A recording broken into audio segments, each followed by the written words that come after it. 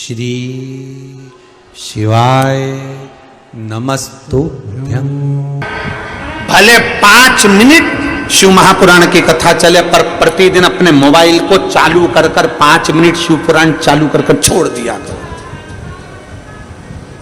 घर में टीवीओं पर अगर कथा आए तो भले सुनो चाहे नहीं सुनो, 5-10 मिनट उस टीवी को चालू कर छोड़ा करो, जिससे वो शिव महापुराण के शब्द हमारे घर के वातावरण को शुद्ध करें। एक लोटा जल चढ़ाने से क्या भगवान शंकर राजी हो जाते? मंत्र तो बोलना पड़ेगा ना। कुछ नहीं आता मत बोलो, साधना करना नहीं आती मत करो, तप करना नहीं आता मत करो।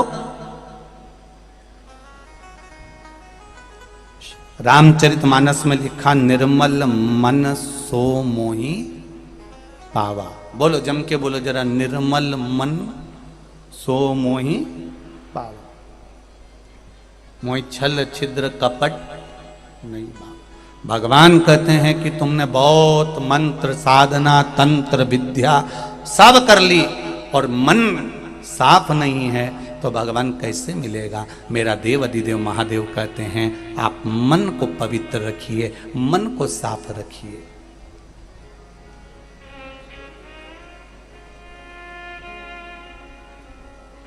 कल कथा में कहा था, गलती हो रही है कोई बात नहीं, करो, गलती करो, खूब करो। ये कल की कथा में वर्णन करा है, गलती करो खूब करो, क्योंकि मनुष्य गलती का पुतला है। अगर ये गलती नहीं करेगा तो क्या ऊपर से भगवान उतर के गलती करेंगे? करेगा तो मानव का शरीर ही गलती। गलती हो रही है कोई बात नहीं, गलत हो गया कोई बात नहीं, गलती करो खूब करो, मना नहीं। पर शिव पुराण कह रही है किसी का गलत मत करो।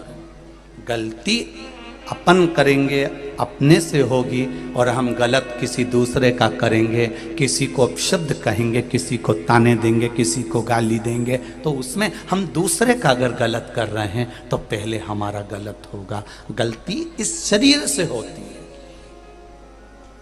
तो शरीर तक निश्चित रहता है।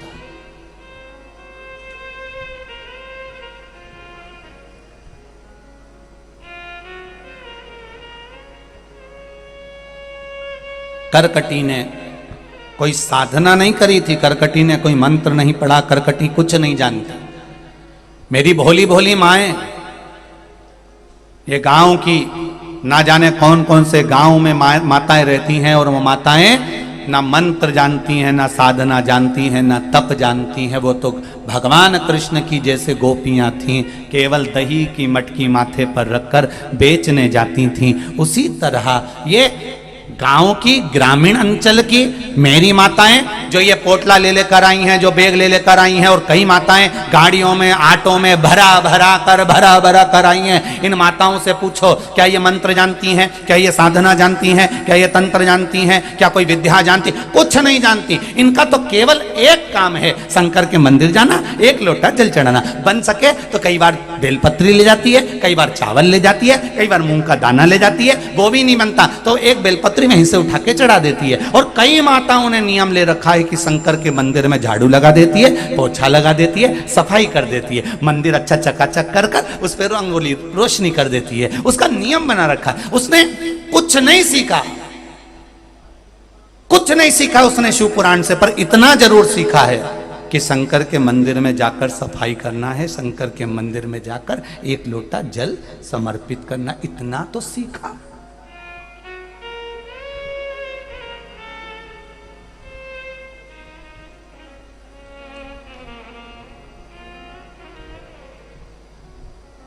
शिव मंदिर तक तो गए आप, और तेरे मंदिर में आना मेरा काम है और मेरी बिगड़ी बनाना तेरा काम। गुरु क्या करता है? गुरु का काम क्या है?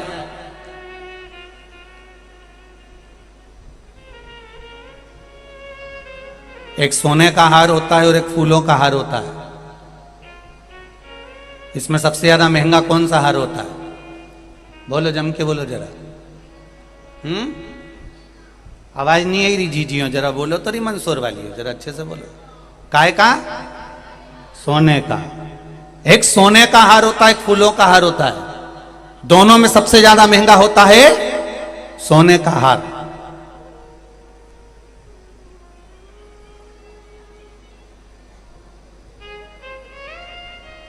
और सस्ता होता है फूलों का हार।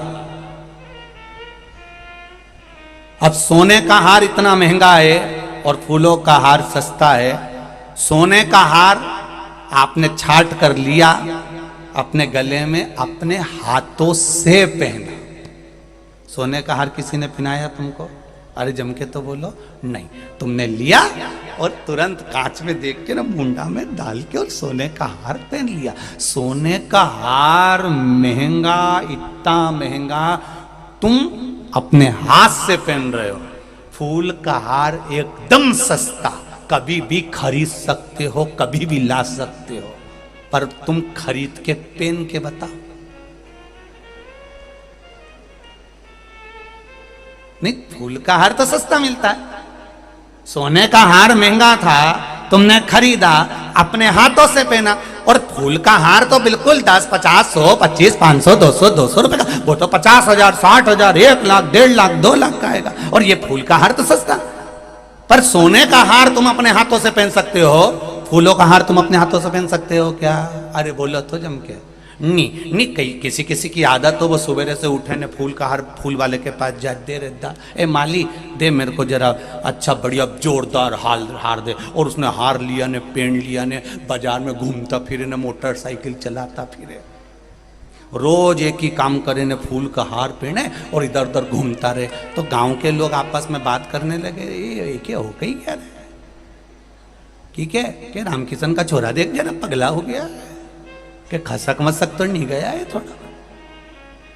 बताओ, वो फूल वाले के यहाँ जाता है और माला लेके और गले में पहन के घूमता रहता है, तो फिर कोई भी कह देगा ये तो सरखी गया, पगला है, रोज माला ले और पहन के घूमता फिरे।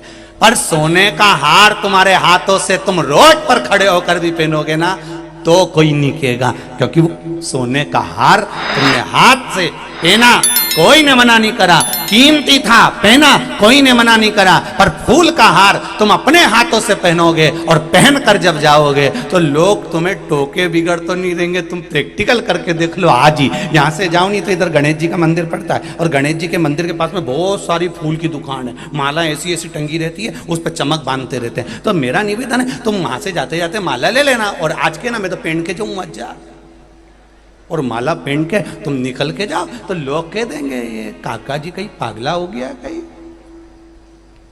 इनकी बुद्धि कहाँ चली गई? बता, रोज माला खरीद के न पहन। सोने का हार खुद पहनो, अच्छा लगेगा, पर फूलों का हार खुद नहीं पहना जाता, कोई पहनाएगा तब अच्छा लगेगा, तब अच्छा लगेगा। कोई बुलाए फिर कहे श्रीमान जी आ रहे हैं और इनको हम हार पहना रहे हैं, ये तो फूल का हार जब दूसरा पहनाता है तब अच्छा लगता है। उसी तरह रामायण, भागवत, गीता, शिव पुराण, कुर्म पुराण, नर्मदा पुराण, लिंग पुराण, पद्म पुराण, गर्ग संहिता, ये सारी पुराणे बाजार में मिलती है, तुम खरीद कर ले आना, खूब अच्छे से मिलेगी, तुम पढ़ भी लोगे। ये सोने का हार तुम ले भी आओगे, पहन लोगे, पर तुमने जो सोने का हार पहना वो तुम्हारे हाथ से पहना, उसका आनंद उतना नहीं आएगा। तुम सोने का हार पहन के कहीं पे भी चले जाओ, उतना आनंद नहीं आएगा। यहीं कितने लोग पहन के बैठे होंगे, सब सेठ सेठानी बन के, तो यहाँ पहन के भी बैठो तो कोई आनंद आए, शादी में पहन के बैठो तो कोई आनंद आए, पर तुम्हें कोई मंच पे बुलाए और वहां बिठाए या सामने बुला के श्रीमान आए और इनको अब माला, भले सोने की नहीं थी ने हार फूल का माला पहनाई जाए, तो तुम खुश हो जाओगे। सोने की माला से ज्यादा किसी ने सम्मान की माला दी। उसी तरह रामायण, भागवत, गीता, पुराण सब बाजार में मिले, सब लाओ, पढ़ो, पर वो आनंद नहीं आएगा जो गुरु जी के मुख से सुनने में आएगा। वो माला समर्पित करी जाती है, प्रेम की, भक्ति की, ज्ञान की, स्नेह।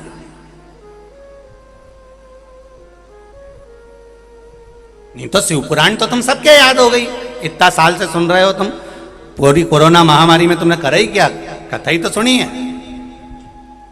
पूरी शिव पुराण सुनी तुमने, खूब सुनी दम से। अब इतनी कथा तो तुमको याद ही हो गई कि शिव महापुराण में ये आएगा, वो आएगा, ऐसा होगा, वैसा होगा। वो तो बीच बीच में कथा के टॉपिक चेंज हो जाते हैं, कहीं तर्पण हो जाता है, कहीं मंदोदरी हो जाता है। अभी काशी में होने वाली है, उस कथा का नाम ज्ञान वापी शिव महापुराण की कथा रखी है। वहां भी तैयारी करके बैठे हैं लोग, जैसे मंदसौर में तैयारी करी थी।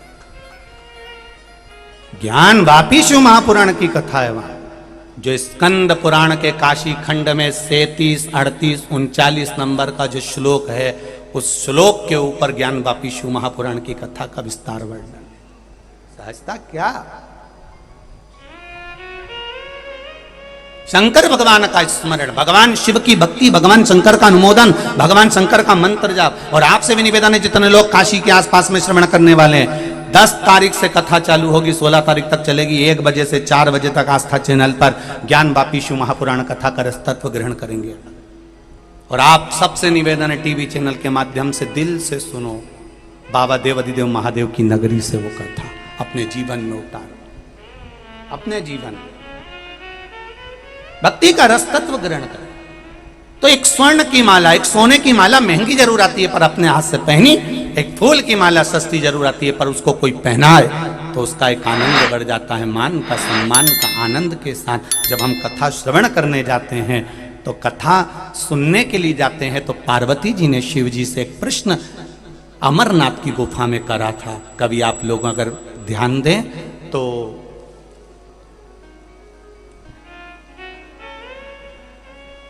अमरनाथ की गुफा में जो शंकर और भगवान पार्वती का जो संवाद हुआ है, कभी मौका मिले तो गीता प्रेस गोरखपुर की वो किताब अवश्य मंगवा कर पढ़ना। उसमें प्रश्नों का समावेश बहुत सुंदर है। पार्वती जी ने भगवान शिव से प्रश्न किया कि हम सती के रूप में जन्मे थे और सती माता के रूप में जन्म लिए और कुंभज बाबा के यहां कथा सुनने के लिए गए। पार्वती जी कहती, अभी मैं आपके चरणों में बैठकर कथा सुन रही हूं। व्यास जी और नारद जी का संवाद श्रीमद् भागवत कथा में आता है, सनकादि ऋषियों का संवाद आता है, कई ऋषि साधु संतों का संवाद आता है। और ऐसा नहीं कि कोई विद्वान नहीं है, सब विद्वान है और विद्वान से भी विद्वान है, पर उसके बाद भी वो किसी गुरु की शरण में बैठकर कथा क्यों सुनते हैं? कारण क्या था? देव ऋषि नारद और वेद व्यास जी का संबंध क्या था? सुखदेव जी और व्यास जी का संबंध का स्मरण क्या था?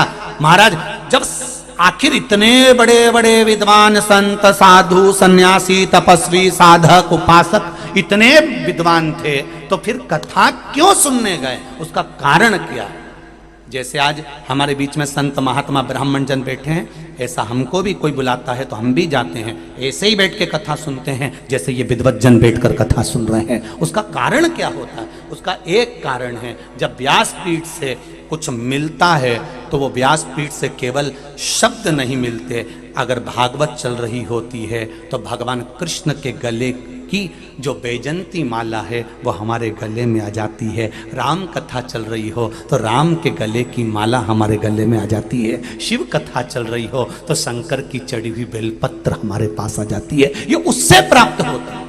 केवल जैसे विद्वत जन, ब्राह्मण जन, साधु जन, गुरु जन जैसे कथा श्रवण करने बैठे हैं, ऐसे हम भी जाते हैं। और बड़े बड़े वक्ताओं को आपने देखा होगा कहीं बैठकर कथा सुनते हैं। उसका कारण क्या है? भले बाँचने वाला एक व्यासपीठ कभी छोटी और बड़ी नहीं होती, व्यासपीठ व्यासपीठ होती। आप कहीं पर भी बैठकर अगर कथा सुन रहे हो तो उसका जो तत्व है, उसका जो आनंद है, वो क्या प्राप्त हो, उसका फल क्या है, उसका आनंद क्या है?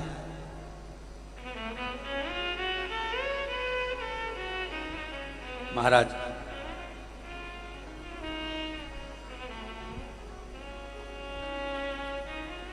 करकटी ने शिव जी की आराधना करी, बिना मंत्र, बिना साधना, बिना भक्ति, बस भाव था निर्मल मन सो मोही पावा। कुछ भी नहीं इसके सिवाय, कुछ भी नहीं है।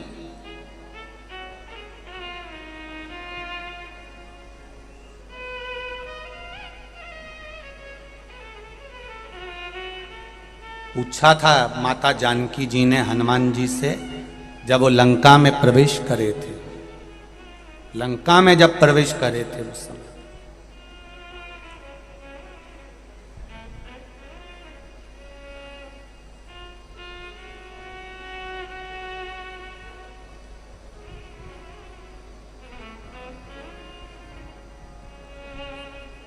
लंका में जब प्रवेश किए,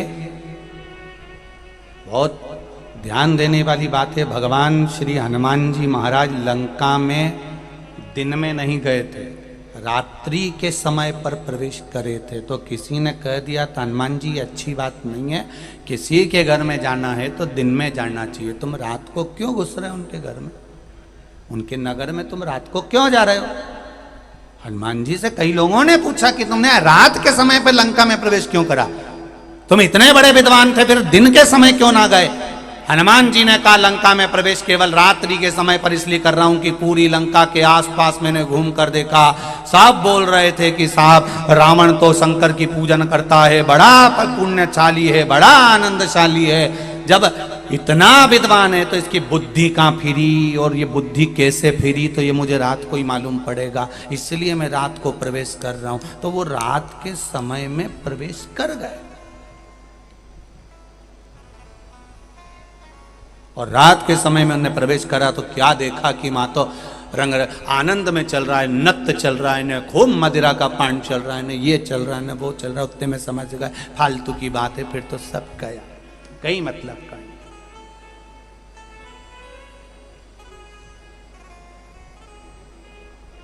ये तो समझ वाला, मैं भी प्रवचन दे रहा हूं, मेरा भाई भी प्रवचन दे रहा है, मैं मुंह से समझा रहा हूं, मेरा भाई प्रैक्टिकल करके दिखा रहा है। तुम जिससे समझ सकते हो समझ जाओ, अगर मुख से समझो तो मुख से समझो, और प्रैक्टिकल से समझो तो प्रैक्टिकल से समझो। ये तुम्हारे ऊपर है कि तुम कैसे समझो, ये तुम्हारे ऊपर। हम गलत होते हुए देख रहे हैं, उसके बाद भी हमारी चित्त वृत्ति में ये भाव प्रकट नहीं हो रहा। शिव कथा कह रही है, करकटी का स्मरण नहीं जान पाए, उसको मंत्र साधना कुछ नहीं जानती थी, बस बाबा के चरणों में बैठी थी। क्या देखा करकटी ने कि शिवजी का जो शिवलिंग है, उस शिवलिंग के पास में जो बेलपत्र पड़ी हुई थी, वही बेलपत्र करकटी ने उठाकर शंकर जी का श्रृंगार करना प्रारंभ कर दिया।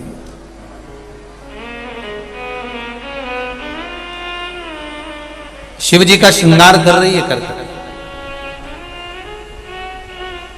काय से कर रही है, जम के बोलो जरा, काय से श्रृंगार कर रही है? जो वहां पड़ा था, जो शिवलिंग के पास रखा था, जो रखा हुआ है, चढ़ा हुआ वस्तु जो रखी हुई है,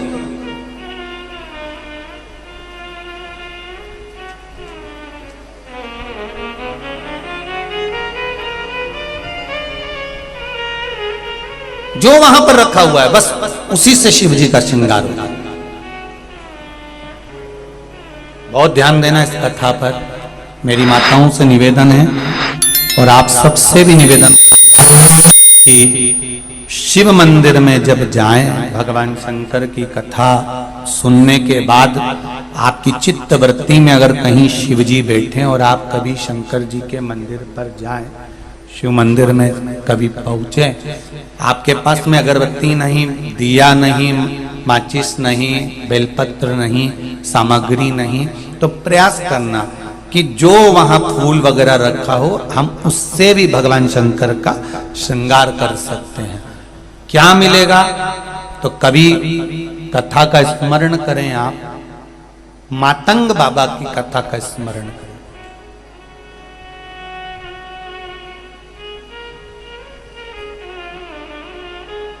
प्रतिदिन माता शबरी रोज प्रतिदिन जहां से संत निकल कर जाते थे, रोज मार्ग को सजाती थी, प्रतिदिन सजाती थी, प्रतिदिन।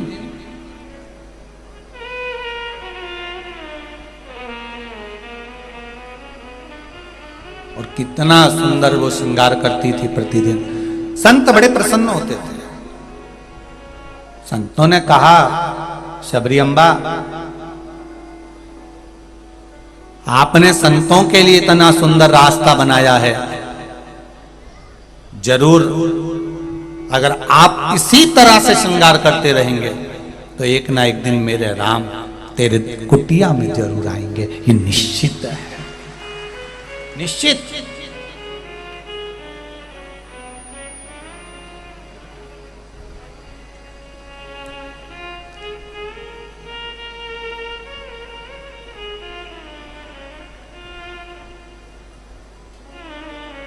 मेरे राम जरूर पहुंचेंगे।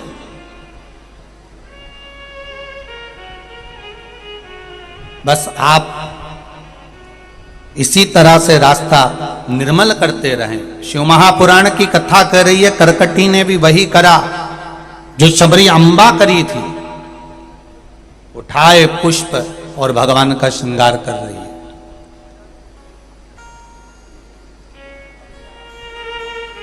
भगवान का श्रृंगार। एक बात थोड़ा सा चिंतन में उतारिएगा कि आप परमात्मा का श्रृंगार करते हो,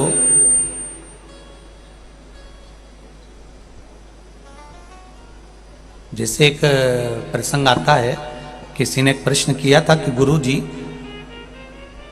जब कोई किसी को प्रणाम करता है, झुकता है, प्रणाम करता है, तो जिसको प्रणाम करा जा रहा है वो बड़ा होता है कि जो झुक रहा होता है वो बड़ा होता है? ये किसी का एक पहले प्रश्न था, बहुत पहले, और उसका उत्तर भी हम दिए उस समय पर कि जिसको प्रणाम करा जा रहा है वो बड़ा है मान लें, पर जो प्रणाम कर रहा है वो उससे बड़ा है, क्योंकि वो झुक रहा है। और शिव कथा कहती है, प्रणाम करने वाला जब प्रणाम करने झुकता है तो सामने वाले व्यक्ति को उसको उठाने के लिए झुकना ही पड़ता है। सामने वाले व्यक्ति को उसको उठाने के लिए झुकना ही पड़ता है।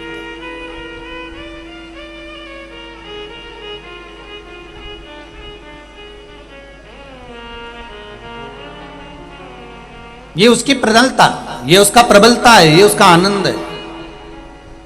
श्रृंगार करिए, आपसे ज्यादा कुछ ना बने, आप कोई वस्तु नहीं ले जा सकते। जो मंदिर में फूल पड़ा हो, जो भगवान के सामने सामग्री रखी हो, उसी से। आपके पास में 5 बेलपत्री मिल गई ना आपको, तो 5 बेलपत्री में भी आप श्रृंगार कर सकते हो। एक बेलपत्री धोई अशोक सुंदरी के सामने लगा दी, एक बेलपत्री धोई गीली कर कर भगवान शंकर के शिवलिंग पर चिपका दी, एक बेलपत्री भगवान शंकर की कटी पर लगाकर श्रृंगार कर दिया, एक बेलपत्री तुमने जहां अशोक सुंदरी के पास में गणेश जी बैठे हैं वहां श्रृंगार कर दिया, एक बेलपत्री तुमने उठाकर कार्तिकेय बाबा के वहां श्रृंगार कर दिया। कोई फूल मिल गया, उस फूल को तोड़कर उसकी पत्तियों से बाबा का श्रृंगार कर दिया। क्या मिलेगा? ये करकटी की कथा कर रही है। करकटी के पास में कोई वस्तु नहीं थी, पूजन की कोई सामग्री वहां रखी हुई थी, जो रखा था वो उठाकर समर्पित कर रही है। ना मंत्र जानती, ना तंत्र जानती, ना साधना जानती, ना उपासना जानती, वो तो केवल एक काम कर रही है, भगवान शंकर का श्रृंगार कर रही है। इतना तो जानते हैं ना,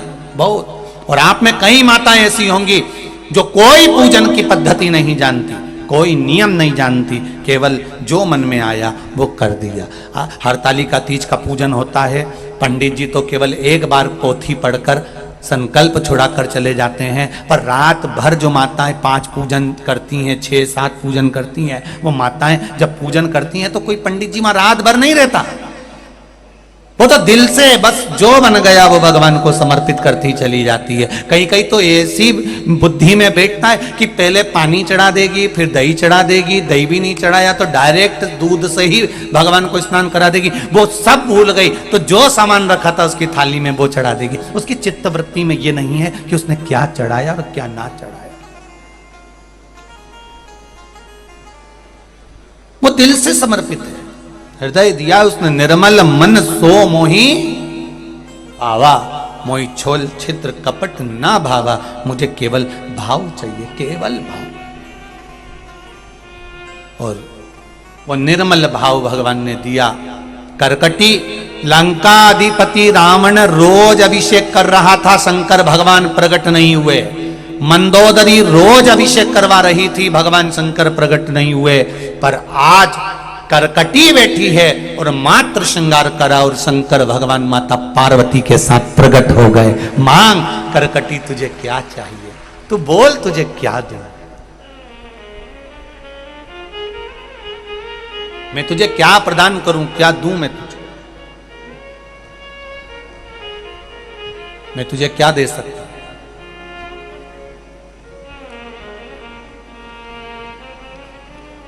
महाराज, मेरे ओघड़दानी, मेरे देव अधिदेव महादेव माता पार्वती जी के साथ कह रहे हैं, मांगो तुम्हें क्या दूं मैं? क्या प्रदान करूं, बोलो। और आज संपूर्ण भारतवासियों से, संपूर्ण देशवासियों से, मेरे भारत की भूमि पर निवास करने वालों से मैं केवल इतना ही, जैसे शंकर भगवान पार्वती मैया दोनों करकटी से कह रहे हैं कि मांगो तुम्हें क्या चाहिए, और करकटी ने मांगा अपने पुत्र के लिए, तो हम भी आपसे इतना जरूर कहना चाहेंगे कि रोज प्रतिदिन अपने भजन में, अपने दान में, अपने पुण्य में, अपने सत्कर्म में, अपनी प्रार्थना में, अपनी साधना में, अपने भजन में, प्रतिदिन मेरा इस राष्ट्रवासियों से निवेदन है, जब तुम 2 अगरबत्ती लगाओ, दिया लगाओ, माला जपो, उसमें एक माला जो हमारे देश की बॉर्डर पर खड़े हुए हैं सैनिक, उनके लिए भी जप लिया करो। कहना अच्छा, वो माला किस लिए? भारत की बॉर्डर पर खड़े हुए उन सैनिकों के लिए माला किस लिए? भारत की बॉर्डर पर खड़े हुए उन सैनिकों के लिए माला, प्रार्थना, पूजन किस लिए? एक लोटा जल हफ्ते भर में उन सैनिकों के लिए भी चढ़ा दिया करो कि मेरे गांव का, मेरे राष्ट्र का, मेरे शहर का, मेरे नगर का कोई बेटा अगर बॉर्डर पर खड़ा है तो उसको माला हम पहनाएं, पर श्रद्धांजलि की नहीं, उसके विजय की माला पहनाई जाए। बस इतनी कृपा करना महादेव। हम उसको केवल विजय की माला पहनाएं, श्रद्धांजलि की माला हमें पहनाना ना पड़े हमारे राष्ट्र के उन सैनिकों को। मेरा राष्ट्रवासियों से, जितने लोग आस्था चैनल पर कथा सुन रहे हैं, जितने लोग फेसबुक यूट्यूब पर कथा सुन रहे हैं, और जितने मंदसौर शहर के इस पावन धरा पर पशुपति नाथ बाबा की, मां शिवना की गोद में बैठकर जो कथा सुन रहे हैं, उनसे इतना ही कहूंगा, अपनी प्रार्थना में, अपनी आराधना में, अपने दान में, अपने पुण्य में, अपने सत्कर्म में, अपनी श्रद्धा में, अपनी 2 अगरबत्ती, अपने दिए में, अपने 1 लोटा जल में उन राष्ट्र के उस बॉर्डर पर खड़े हुए उन सैनिकों के लिए भी आप भगवान से प्रार्थना करा करो कि वो अपनी माता की गोद में हमेशा जीवित अपनी माँ की गोद में आए। ऐसे नहीं चाहिए कि हमें श्रद्धांजलि देना पड़े, हमें विजय की माला पहनाना पड़े, तब खुशी होगी, तब आनंद होगा। जब वो हमारे सम्मुख में आएंगे और हम कहेंगे ये हमारे यहाँ का गौरव है, ये हमारे मंदसौर का, ये हमारे नीमच का, ये हमारे क्षेत्र का, बंडागर का, उज्जैन का, खाचरोद का, पीपलिया मंडी का, हम कहें हृदय से कि मेरा बेटा मिलिट्री में जॉब करता था, आर्मी में सर्विस करता था और आज आया है। उनके लिए भी मांगा जाए, उनके लिए भी कहा जाए, 1 लोटा जल हमारे सैनिकों के लिए भी समर्पित करा जाए कि वो बॉर्डर पर सुरक्षित रहे। मेरे महादेव, ऐसी कृपा करना, वो तेरे हैं और तू संभाल सकता, उनके लिए।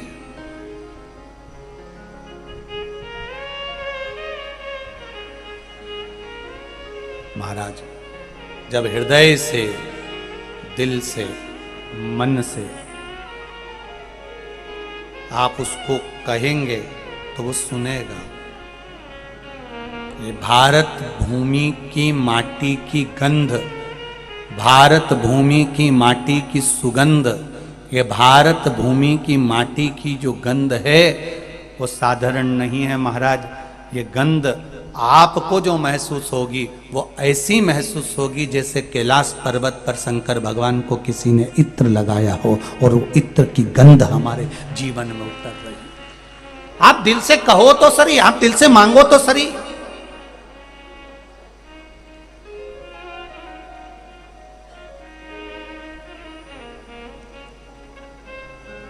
अपनी दुआ में, अपनी श्रद्धा में, अपने भावों में उसको समर्पित करें। थोड़ा थोड़ा समर्पित, थोड़ा थोड़ा।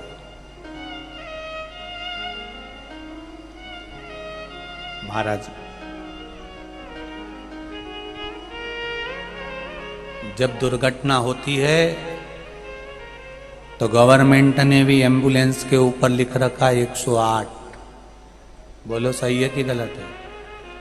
दुर्घटना होती है तो सरकार भी कहती है 108 पर फोन लगा दो, तुरंत गाड़ी आएगी, उठा के ले जाएगी। कितना भारत की भूमि के कितना रिसर्च करके वो नंबर दिया होगा कि 108 पर फोन लगाओ तो गाड़ी आएगी, दुर्घटना के समय पर वो संभाल लेगी। हमारे ऋषि मुनियों ने भी 108 मनके की ये माला दी है कि दुख की घड़ी आए तो माला जपना प्रारंभ कर देना, वो आ जाएगा, आएगा वो। जब 108 पर फोन लगाते हो दुर्घटना पर तो गाड़ियां आकर खड़ी हो जाती है, प्रशासन आकर खड़ा हो जाता है, पूरे राष्ट्र के जितने दल जितनी सेवाएं वो सामने आ जाती है। कोरोना महामारी में कोई दूसरा देश हमको सहायता करने के लिए नहीं आया था। कोरोना महामारी में कोई दूसरी जगह से कोई संभालने नहीं आया था। मंदसौर में अगर कोरोना महामारी फैली थी तो मंदसौर के ही लोगों ने उसको हथेली पर झेल लिया था। मंदसौर के ही लोगों ने, नीमच में फैली नीमच के लोगों ने, बड़नगर में फैली बड़नगर में, उज्जैन में फैली उज्जैन में, खाचौद में फैली खाचौद में, नागदा में फैली तो नागदा में, वहां के लोगों ने संभाला था और एक राष्ट्रीय एकता का भाव प्रकट कर दिया था कि हम राष्ट्र के लिए समर्पित हैं, हम राष्ट्र के लिए हैं, हम बैठे हैं, हम सामने हैं।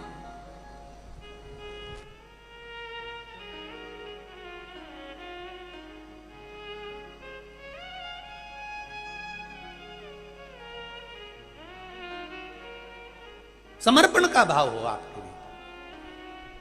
108 पर फोन लगाया दुर्घटना के समय तो गाड़ियां आ गईं और 108 की मनके की माला से, रुद्राक्ष की माला से, तुलसी की माला से ये साधु संत सन्यासी साधक उपासक ये पहनते हैं तुलसी की माला, हाथ में लेते हैं तुलसी की माला, रुद्राक्ष की माला। आप 108 मनके की माला नी भी उठाओ तो 108 बार इस चित्त से, हृदय से, मन से बाबा को कह तो सकते हो, वो तुमने पुकारा और ये निश्चित है वो तुम्हारे सामने आकर खड़ा हो जाएगा और तुम्हारा वो विल पावर बढ़ाने में वही अग्रण्य होगा, वही अग्रण्य। ये इतने पत्र, कोई पत्र कम है, ये ढेर लगा हुआ है, सारे पत्र शायद ले गए, निकाल लिए तो यहाँ से पत्रों ले लिए होंगे लोगों ने, पत्रों का ढेर लगा हुआ है, अपार पत्र ही पत्र ढेर। उन पत्रों में क्या है? केवल आपका विश्वास, आपकी दृढ़ता, आपका भाव, केवल विश्वास और कुछ भी। और जिसने भरोसा करा उसके लिए आया वो, सम्मुख पहुंचा वो। भगवान विष्णु के मंदिर जाइए, बैकुंठ, वहां पे दरवाजा मिलेगा।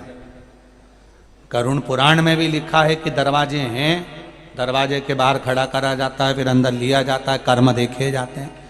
भगवान ब्रह्मा जी के द्वार पहुंचिए, दरवाजा मिलेगा। इंद्रलोक पहुंचिए, दरवाजा मिलेगा।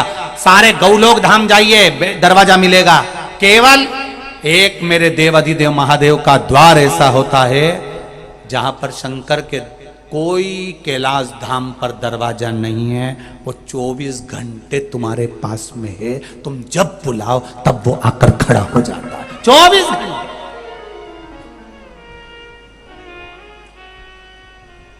24 घंटे खड़ा है वो ये कहते हैं ना, किसी किसी हॉस्पिटल में लिखा रहता है सेवा, यहाँ 24 घंटे सेवा, किसी पेट्रोल पंप पे लिखा रहता है 24 आवर्स। यहाँ पर 24 घंटे पेट्रोल मिले, यहाँ 24 घंटे हॉस्पिटल खुला मिले, तो 24 घंटे हर घड़ी, हर पल, हर क्षण जो मेरे भोलेनाथ ने बनाया उस क्षण में मेरा महादेव तुम्हारे सामने खड़ा मिले।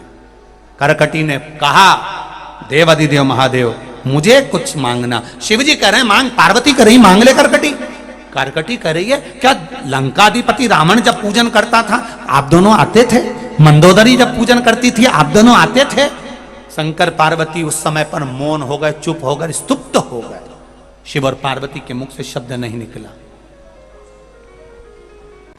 शंकर और पार्वती के मुख से शब्द नहीं निकला। क्या रावण और मंदोदरी के समय पर आप नहीं आते?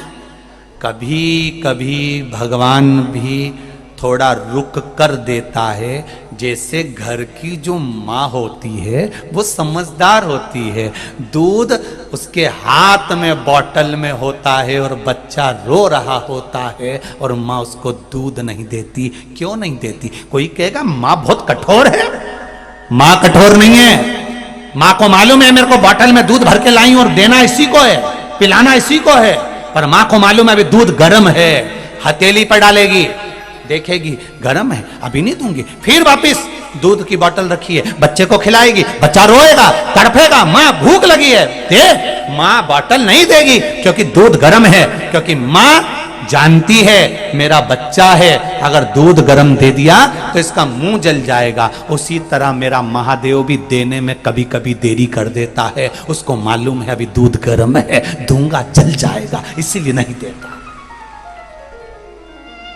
एक बार पशुपति व्रत करा नहीं हुआ, दूसरी बार पशुपति व्रत करा नहीं हुआ, तीसरी बार पशुपति व्रत करा नहीं हुआ, कारण क्या था जो भगवान प्रकट नहीं हुए? भगवान ने सुना क्यों नहीं? और नहीं तो इतने लोग पत्र लिख रहे हैं, सुना उसने क्यों नहीं सुना? उसका कारण केवल इतना था कि विश्वास जागृत नहीं कर पाए। हमने दूसरे को बताया पशुपति व्रत कर ले, तू ऐसा कर ले, और उसने करा। और जितनी माता यहाँ बैठी है ना, सबने किसी ना किसी को बताया होगा, उसने करा होगा और उसको फल मिला होगा, और वो के भी गई होगी तूने बताया और मैंने करा और मेरा काम हो गया। पर तुम अंदर से सोचोगी मैंने करा तो मेरा क्यों नहीं हुआ? उसका कारण तुम्हारा विश्वास जागृत नहीं हुआ।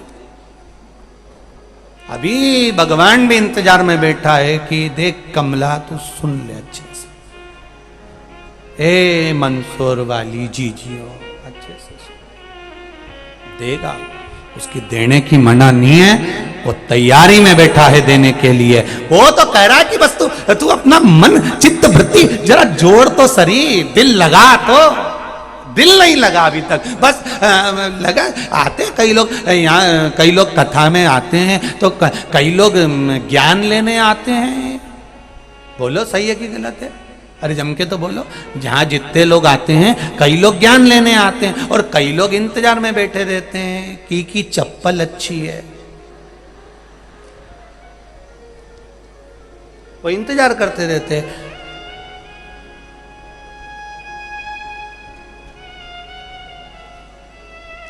8 नंबर की है, पर मारी लुगाई के तो 9 नंबर आए, पर चप्पल तो अच्छी लग रही, ले जाए। उन्हें धीरा धीरा खस गया और खस गया, और उन्हें अपनी साड़ी का फिर नीचे से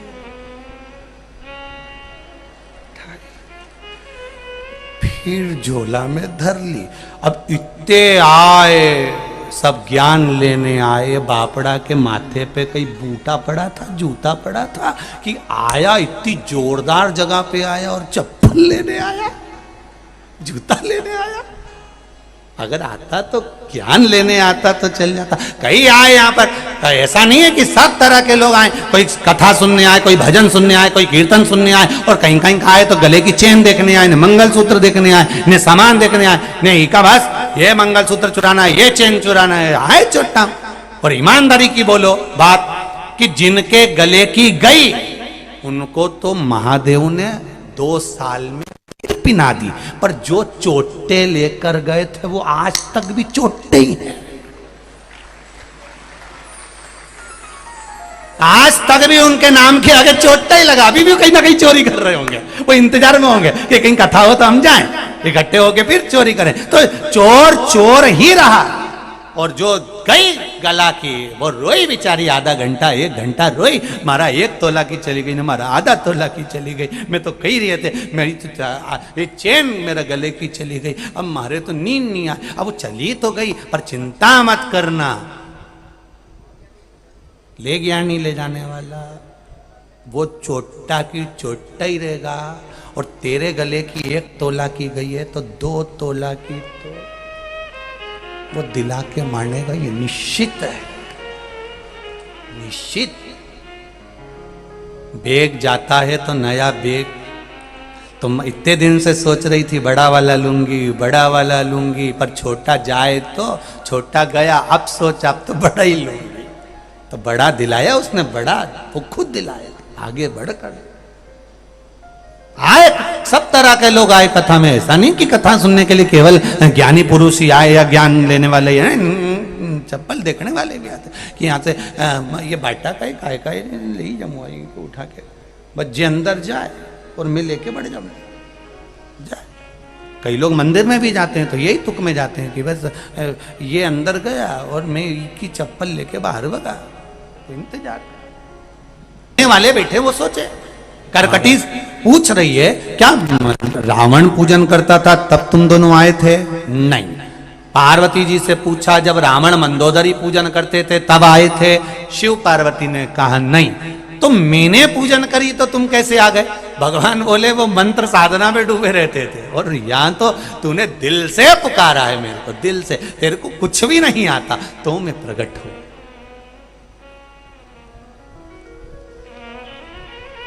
घर में दो तरह के बेटे, एक बेटे को माता पिता ने पूरी जायदाद दे दी, एक बेटे के पास में कोई जायदाद नहीं है, माता पिता हैं, उनकी सेवा कर रहा है, उनकी चाकरी कर रहा है। माता पिता ने कहा बेटा हमने सब उसको दे दिया और तेरे पास कुछ नहीं। कोई बात नहीं माँ, मम्मी कोई बात नहीं, माँ माता कोई दिक्कत नहीं, बाबूजी कोई दिक्कत नहीं, तुम हो ना मेरे साथ में, बस बहुत है।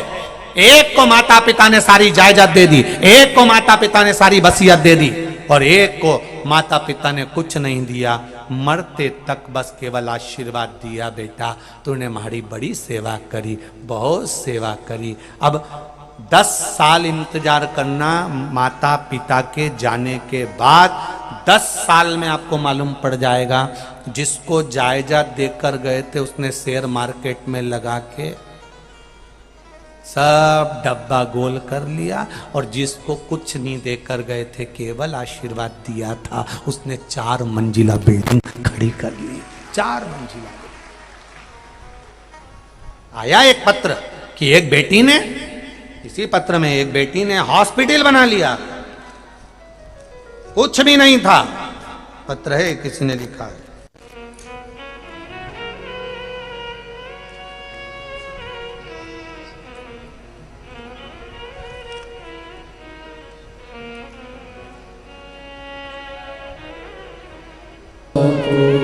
अंजू बाला गोविंद राठी निवासी दालोदा जिला मंदसौर से आई।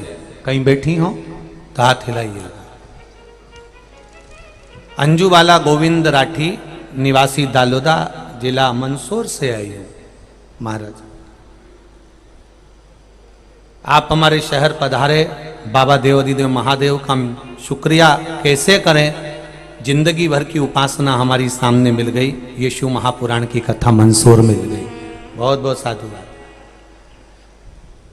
जब से शिव पुराण की कथा सुनी है जीवन में बहुत प्रभाव पड़ा। मेरा पूरा परिवार आपकी शिव पुराण कथा सुनता रहता है, बाबा की कृपा। मंदिर नहीं जाते थे, अब मंदिर जाना प्रारंभ करा है। घर पर ही पार्थिव शिवलिंग बनाकर पूजन करते हैं। भोलेनाथ जी ने ऐसी कृपा कर दी, मेरे बड़े भाई साहब ने माहेश्वरी समाज को शिव मंदिर परिवार की स्थापना करी। सोचा बाबा ऐसी कृपा करना कि हमारे क्षेत्र में कहीं एक मल्टीपर्पज हॉस्पिटल बड़ा नहीं है, ऐसी कृपा कर दो कि वह हॉस्पिटल का निर्माण हम द्वारा हो जाए। और शिव कृपा से केवल 1 लोटा जल का क्या प्रभाव बताऊं गुरुदेव, उसकी कृपा से हमारे दालोदा में मल्टी स्पेशलिस्ट गीतांजलि हॉस्पिटल का हमने निर्माण बाबा की कृपा से करा। और बाबा की कृपा क्या होती है गुरुदेव, शिवजी से बेटी रोज कहती थी कि मैं कहीं नौकरी करूं, अच्छी सर्विस मिले, और पूना में उस बेटी का जॉब अच्छी कंपनी में लग गया।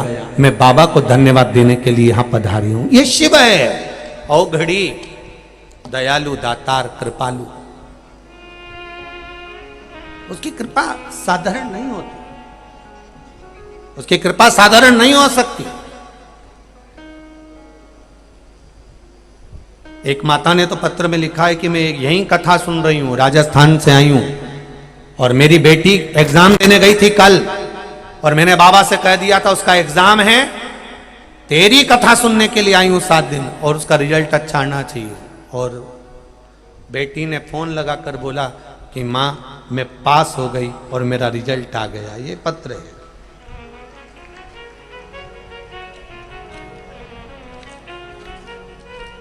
बहुत पत्र उन तो आप लोगों ने बाबा की कृपा से बहुत बहुत भेजे हैं जी। देखिए ढूंढेंगे समय, बहुत पत्र भेजे आपने, बाबा की कुछ कृपा ही, आप लोगों का भाव। आपका। क्या दिया शिव? आप रावण के समय पर, मंदोदरी के समय पर नहीं आए? और मैंने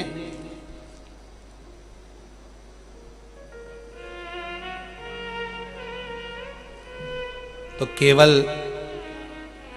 केवल श्रृंगार करा था आपका और आप आ गए।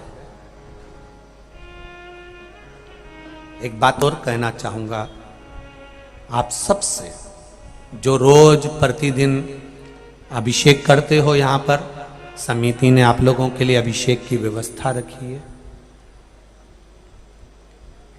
जो आप अभिषेक कर रहे हो या किसी भी रूप में आपने सेवा भारती समिति को, संस्था को कुछ सहयोग दिया है, आपका दिया गया वो धन,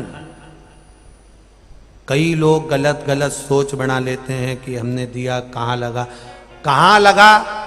ये कथा पहले भी कहा, आज फिर कह रहे हैं, कोई अगर गलत कर्म में डूबा हुआ है, उस गलत कर्म से निकालकर सब को जोड़कर उनकी अच्छी विद्या, उनकी अच्छी शिक्षा, उनकी औषधि, चिकित्सा और उनके उत्थान के लिए यह कार्य रखा गया। और आपसे निवेदन रहेगा इस कार्य में बढ़ चढ़कर हिस्सा लीजिए। यह नहीं कि अपना समर्पण का मुख करो और उससे एक नहीं, हम तो कहें कि जहां जहां पर इन बच्चों के लिए, इन बेटियों के लिए, इन बेटों के लिए जहां जरूरत पड़ रही है शिक्षा के लिए और चिकित्सा के लिए, वहां पर ये सेवा भारती संस्थान छात्रावास और हॉस्पिटल का निर्माण कराती रहे, उसके लिए ही यह क्रम करा गया। एक बार जोरदार ताली बजाएं सेवा भारती के लिए और पूरी संस्था के लिए। यह कर्म हो आपके श्रेष्ठता का कर्म।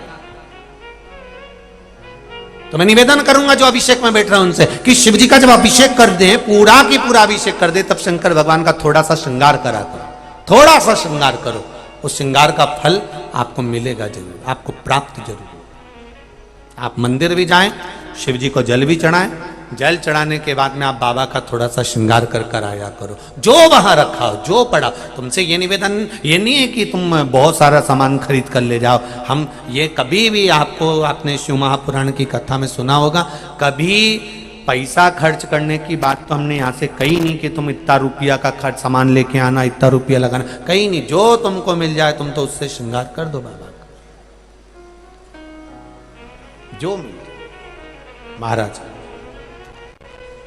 आप प्रकट हो गए, हाँ, मांगो तुम्हें क्या चाहिए। करकटी ने कहा मेरा बस एक वर है, केवल एक वर,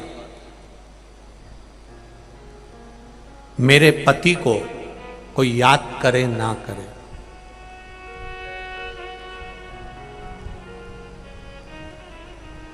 लंकाधिपति रावण को कोई याद करे ना करे, पर इस वंश की उत्पत्ति जब हो और मेरे गर्भ से अगर कोई बेटा हो और वो बेटा आपकी सेवा करे ना करे, पर मेरे बेटे के नाम से आपका नाम जुड़ा हुआ हो, मैं बस इतना चाहती हूं। शिव जी से वर मांगा है, मेरे बेटे के नाम से आपका नाम जुड़ा हुआ हो। शिव जी ने ऐसी कृपा कर दी, ऐसी करुणा कर दी कि बाबा देव अधिदेव महादेव ने क्या कहा। पार्वती जी बोली, रे करकटी, तेरे गर्भ से एक बेटे का जन्म होगा जिसका नाम भीम होगा। वो भीम का संहार, वो उपद्रव बहुत मचाएगा, क्योंकि असुर की संतान है, राक्षस की संतान है। आप अगर मना भी कर देंगे कि एक उधम मत मचाना, गलत काम मत करना, ये मत करना, तुम कितना ही प्रयास कर लो, जो राक्षस की संतान है वो करे बिगर मानेगी क्या? मानेगी?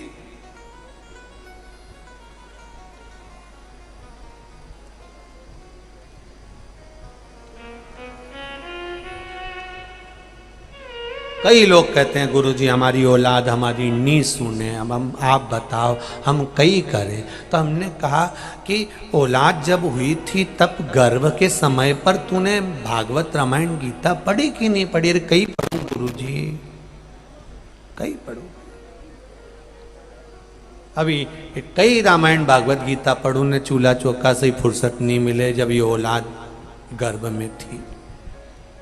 तो ईका पिताजी से कह देती, वो रामायण भागवत गीता पढ़ देता। अरे कई पढ़े, नंबर 1 का बेवड़ा है वो, तो रात के पी के आने खूब गाली दे, अपशब्द बोले, काहे की रामायण भागवत गीता पढ़े? तो एक काम करती, सास ससुरा जी से बोल देती रामायण भागवत गीता। नहीं वो बोलूं तो सारी, पर वो तो क्या गए घर का काम करी ले, हो गई रामायण सारी, कहीं करे मां रामायण भागवत गीता। गर्भ में संतान रहे, कितना कितना वर्णन करा गया। विदेश में एक संत घूमने के लिए गए, और विदेश में संत घूमने के लिए गए तो उनने क्या देखा कि मां 2 तरह का हॉस्पिटल था। विदेश में 2 तरह का हॉस्पिटल जब संत ने देखा, भारत के संत देखकर आश्चर्य में पड़ गए। इस हॉस्पिटल में अंदर गए, उन्होंने देखा यहां नॉर्मल डिलीवरी होती है, उसका शुल्क 5 लाख रुपए लगता है। काय का? जम के बोलो जरा। नॉर्मल डिलीवरी होती है, उसका शुल्क 5 लाख रुपए जमा होता है। और दूसरे हॉस्पिटल में गए तो वहां लिखा था यहाँ ऑपरेशन से बच्चे होते हैं, इसका शुल्क 50,000 रुपए लगता है। संत को चक्कर आ गए, उसने सोचा ऐसा क्या है कि नॉर्मल डिलीवरी और ये ऑपरेशन की डिलीवरी। तो उसने पूछा कि यहाँ और यहाँ में क्या अंतर है? तो उसने कहा ये नॉर्मल डिलीवरी का हॉस्पिटल है, यहाँ पर जो तुम्हारे घर की बहू बेटी होगी उसको एक कमरा दिया जाएगा, कमरे में एक चूल्हा रखा होगा, फुकनी रखी होगी, चिमटा रखा होगा, तवा रखा होगा, सारा सामान रखा होगा, आटा पीसने के लिए चक्की रखी होगी, सारा सामान रखा है, सूपड़ा झाड़ू सब रखा है। बस नॉर्मल डिलीवरी अगर कराना है तो 5 लाख रुपए जमा करो, एक कमरा लो, उस कमरे में आप झाड़ू लगाओ, पोछा लगाओ, अपना बिस्तर बिछाओ, खुद बनाओ, खाओ, अच्छे से बर्तन मांज के रखो, झाड़ू पोछा करते रहो, बस 5 लाख रुपए इसी का जमा होगा और तुम्हारी नॉर्मल डिलीवरी की गारंटी हमारी है। और ये सामने का जो हॉस्पिटल है इसमें 50,000 रुपए जमा होते हैं, ऑपरेशन से बच्चा हो जाता है, बस चिड़ाफाड़ी करी और बच्चे को जन्म दे देते हैं, 50,000 रुपए खर्च होते हैं। तो क्या देखा संत ने कि हमारे भारत के संतों ने, साधुओं ने, ऋषियों ने, माताओं ने कितना वैज्ञानिक रिसर्च करा होगा कि बहू से हमेशा कहते रहते थे काम कराकर, गर्भ में बच्चा हो थोड़ी सेवा कराकर, बैठना नहीं, सोना नहीं, पढ़े नहीं रहना, पढ़ाई करो, अच्छी चीज पढ़ो, काम करो, ये करो। पर आज के जमाने के डॉक्टर एक ही बात कह देते हैं, बेड रेस्ट, दिन भर पड़ी रहो, टीवी देखती रहो, टीवी में दिन भर कहीं की ना कहीं की रोतली भाई रोती मिले नाटक में। तुम एक नाटक बता दो जिसमें कहीं का बहुत दिन तक मुस्कुराता दिखे, पूरे नाटकों में कहीं की ना कहीं की रोती मिले 24 घंटा। तो औलाद भी ऐसी पैदा हुई कि गोदी में रखो तो चुप, नीचे सुलाओ तो पे पे करे। औलाद भी ऐसी पैदा हो। कई लोग के पर माताएं भी कह देती हैं बूढ़ी बूढ़ी, हमारी भी औलाद थी 5-5 4-4, खिला दो पिला दो पटक दो खेलती रहे, और एक तेरी औलाद 24 घंटा पे पे पे करे। अब उनको कौन बताए? कुमकुम भाग देखा है, कौन बताए कि ये सीरियल देख के पैदा हुई है? इनको कौन समझा? लोग देखा नाटक, तो वो भी नाटक करे। और बड़े लोगों से कहो कि भैया तुम कथा सुनो, सत्संग सुनो, नहीं सुने। एक डोकरा बुढ़ा आदमी गोदी में बच्चे को लेकर घूम रहा था, बच्चे को गोदी में लेकर घूम रहा है।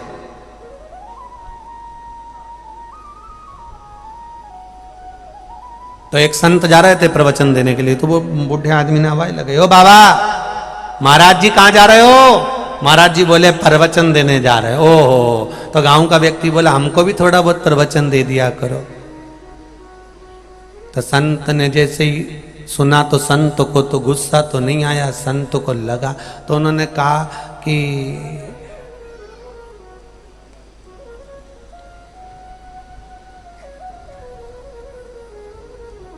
हमको प्रवचन की क्या जरूरत है, तुम्हारी गोदी में जो बच्चा बैठा है ना यही पूरा प्रवचन दे देता है। ये कैसे प्रवचन दे देता है? रोज कहता है बाबा जी बाबा जी बाबा जी, मतलब अब उम्र हो गई है, बाबा बन जाओ। इससे बढ़कर और क्या प्रवचन चाहिए? तो इतने में गांव का व्यक्ति भी बड़ा चतुर था, उसने कह दिया देखो महाराज, मेरा मन तो खूब करता है छोरा के बाबा बन जाओ, तो बाबा बनने का मन तो करता है, पर छोरे के छोरे को लेता हूं तो कहता है बाबा जी, और जैसे ही मन में आता है बाबा बनने का और छोरी का छोरा गोदी में आता है तो कहता ना ना ना ना ना ना। तो मेरे को तुरंत चेंज करना पड़ता है, इसलिए मैं बाबा ही नहीं बन पाया। वो ना ना शिव कथा कह रही है, करकटी कह रही है मेरे बेटे के साथ में आपका नाम जुड़े। और आया समय, करकटी के गर्भ से एक पुत्र ने जन्म लिया। कब? जब कुंभकर्ण मर चुका है, तब कुंभकर्ण के मरने के बाद करकटी के गर्भ से, जब कुंभकर्ण था तब गर्भ ठेर गया था, और गर्भ ठेरने के बाद कुंभकर्ण के प्राण चले गए जाने के बाद अब करकटी के गर्भ से बेटे ने जन्म लिया जिसका नाम भीम था। उस भीम ने बड़े होकर अपनी माँ से एक दिन पूछ लिया, माँ कि ये सृष्टि का पालन करता कौन? तो कहा देवाधिदेव महादेव। तो मेरे पिता को किसने मारा? मेरे ताऊ को किसने मारा? मेरे चाचाओं को कौन मारा? मेरे भाइयों को किसने मारा?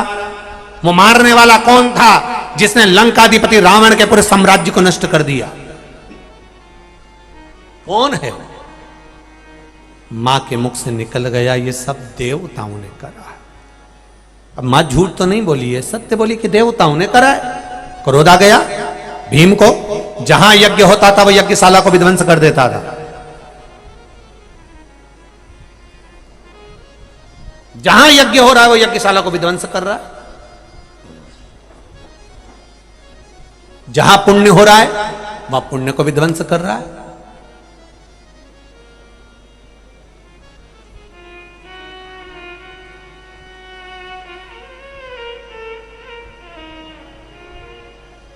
सत्कर्म करने वाला सत्कर्म की ओर अग्रण्य होता है। यहां वो पत्र है नहीं, उस पत्रों में अगर आप लोगों के पास में, जहां समिति के पास में जहां पर यहाँ के पत्र हों, उस पत्र में एक पत्र एक सफेद कलर का लिफाफा होगा, उस लिफाफे में किसी एक पत्रकार बंधु ने उसमें एक बहुत सुंदर बात लिखी है।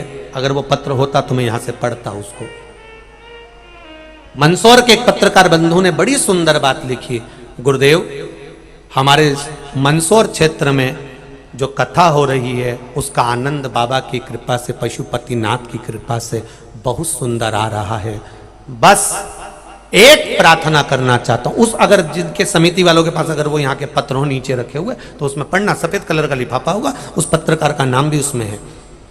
2 पृष्ठ का वो पत्र उन्होंने लिखा, अगर वो सुन रहे होंगे शायद उनका नाम कुछ था, वो धनोतिया या ऐसा कुछ लिखा था, वो ध्यान नहीं आ रहा मेरे को, और ऐसा कुछ तो उन्होंने लिखा, गुरुदेव बस बाबा की इस नगरी से हम एक ही चीज मांगना चाहते हैं।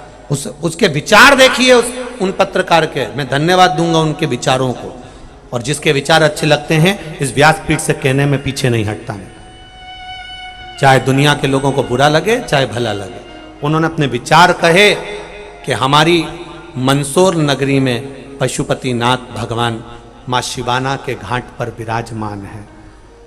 उज्जैन में महाकाल है तो वो छिपरा के तट पर है, विश्वनाथ हैं तो वो गंगा के तट पर है।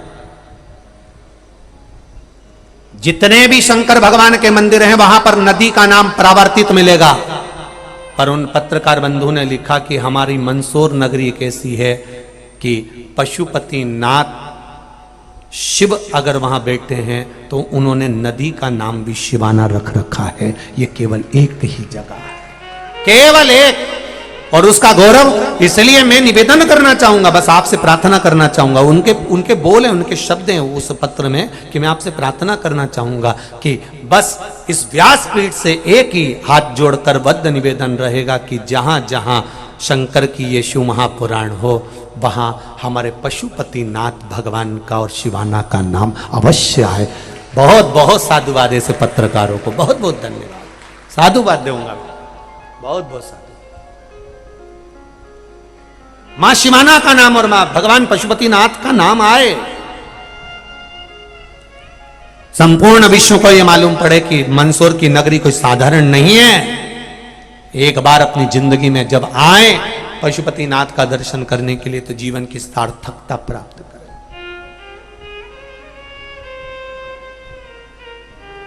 श्रेष्ठता है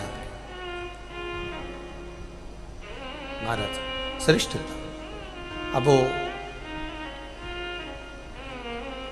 क्या नाम है वो तो मेरे स्मरण में नहीं आ रहा है, परंतु पत्र का स्मरण है कि वो पत्र बड़ा सुंदर लिखा और वो स्वीकृत है। आपकी भाषा, आपका आनंद, बहुत सुंदर भाव आपने मंदसौर नगर के लिए प्रस्तुत किया है। और इतनी पवित्र धरा है मंदसौर नगर की, इतनी पवित्र धरा। जितने लोग यहाँ कथा सुनने के लिए बैठे हैं, आप लोगों ने कई जाकर कथा सुनी होगी, कई जगह पर कथा सुनी होगी, पर इतनी साइलेंट, मौन, चुप रहकर कथा शायद मंदसौर वासियों को पहली बार यहाँ मिली। कोई शब्द नहीं, कोई आवाज नहीं, कोई बोलचाल नहीं। ऐसा लगता है कि कथा का इंतजार करते हैं और केवल कथा को सुनना है, केवल कथा को श्रवण करना है, उसके सिवाय कुछ नहीं।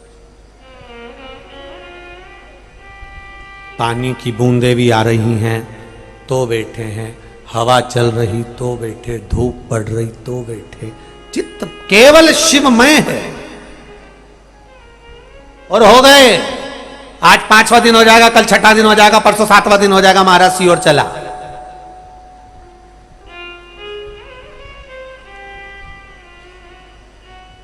तुम बड़े प्रेम से पोया और जलेबी बना के खा लो, कौन मना करेगा? हलवा पोया खा, खूब आनंद से अष्टमी नवमी पूजो और कन्याओं के चरणों की पूजन करो। और कन्या पूजन के साथ में एक नियम लेना कि गर्भ में अगर कन्या हो तो उसकी हत्या ना हो, वो कन्या जन्म ले और भारत की भूमि पर उसकी हत्या ना हो। बेटा एक कुल को तारता है और बेटी 2 कुल को तारती है। भीम ने पूछा, मां ये कौन ने मेरे चाचा ताऊ आदि का को मारा? का वो देवताओं ने मारा। मां ने झूठ नहीं बोला, मां सत्य बोली है। और बोलो सत्य, सत्य बोलने में कुछ नहीं जाता। भले दुनिया के लोगों को थोड़ा बुरा लगेगा, लग जाए, पर सत्य बोलो। आखिरी में बोलना पड़ेगा, राम नाम सत्य है।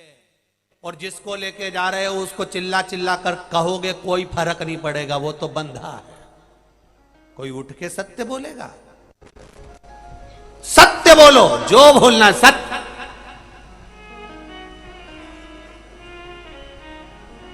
बहुत ये सत्य ही तो बुरा लगता है ना लोगों को, दिक्कत नहीं आई है। सबसे बड़ी तकलीफ तो यही है, सत्य ही बुरा है।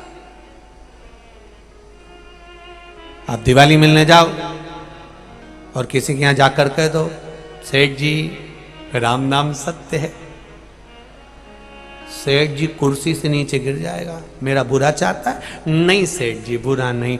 मरोगे तब दुनिया के लोग राम नाम सत्य कहेंगे, तब तुम नहीं कह पाओगे, इसलिए आज के लो। तो मैं अभी मर रहा हूं, नहीं मर तो नहीं रहे भैया, पर सत्य सत्य। हमने पहले एक बार गुलबर्गा की कथा, कर्नाटक में जब कथा हुई थी गुलबर्गा, तो वहां एक बात कही थी कि कोई मरता है तो किसी ने प्रश्न करा कि गुलबर्गा की कथा में कि महाराज कोई मरता है तो पैसे फेंके जाते हैं, कोई मरता है तो वो फूल फेंका जाता है, मखाना फेंका जाता है, तो पैसे क्यों फेंके जाते हैं, ये सामान क्यों फेंका जाता है किसी की छाती पे? तो हमने कहा गुलबर्गा कर्नाटक की कथा में, जब अग्रवाल जी कथा कराए तो उसमें हमने कहा गुलबर्गा की कथा में, सालासर भवन में कर्नाटक में, कि फूल इसलिए फेंके जाते हैं मरने वाले की छाती पे श्रद्धांजलि के लिए। राम नाम सत्य। मखाने उसमें मिले रहते हैं, इसलिए क्योंकि मखाना फूला हुआ है, तो तू पूरा फूला हुआ परिवार छोड़कर गया है, इसलिए राम नाम सत्य है। तो पैसा क्यों फेंका जाता है? हमने कहा पैसा इसलिए फेंका जाता है कि पूरी जिंदगी जोड़ जोड़ के मर गया, अब तेरे बाप में दम हो तो उठा के बता ले, राम नाम सत्य। उठा 9 बजे से दुकान खोल के बैठता था, 1 12 11 बज जाती, पत्नी फोन तक लगाती घर आ जाओ, 10 बज रही है, बस 2 ग्राहक निपटा लूं फिर आ रिया, 2 ग्राहक निपटा लूं फिर आ रिया। वो तो अच्छा है, यमराज किसी की नहीं सुनता है, नहीं तो तुम यमराज को भी कह दो कुर्सी पे बैठ जाओ, आधे घंटे से चलेंगे, तुम यमराज से भी कह दो, और यमराज बोले आधे घंटे बाद अब तो चलो, घर पे बैग रख दूं फिर चलता हूं। घर गया, फिर यमराज ने कहा अब तो चलो, तो इतने में पत्नी ने बोल दिया यमराज तुम बैठो तो सही, इनके खाना तो खा लेना फिर चले जाएंगे। तो खाना वाना हो गया के बाद यमराज ने बोला अब तो चलो, तो यमराज से प्यारे भक्तों आज की कथा में हमारे पूज्य श्री पंडित प्रदीप जी मिश्रा ने जो भी उपाय इस कथा में बताए हैं, अगर आप इन उपायों को अपने जीवन में निरंतर करते हो तो आपको अवश्य ही लाभ प्राप्त होगा। तो भक्तों आज की कथा यही समाप्त करते हैं, मिलते हैं एक और नई कथा के साथ, तब तक के लिए हर हर महादेव। प्यारे भक्तों अगर आपने अभी तक हमारे चैनल को सब्सक्राइब नहीं किया है तो इस चैनल को सब्सक्राइब करके कमेंट बॉक्स में हर हर महादेव अवश्य लिख दीजिएगा, और इस कथा के पार्ट 2 देखने के लिए हमारे इस वीडियो को लाइक करके चैनल को सब्सक्राइब जरूर से कर लीजिएगा, जिससे आपको